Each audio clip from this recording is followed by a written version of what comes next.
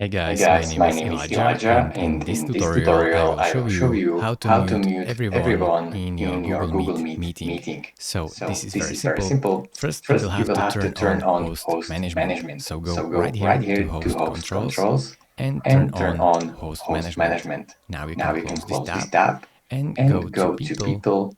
And here, And as you here, can as you see, you can have see, the you have the button to button to mute mute all. all. So now all of the people in your meeting will be muted, and you can also decide if you want to let your contributors turn on their microphone or not, because right now you have muted them, but they can actually turn on their microphone by themselves.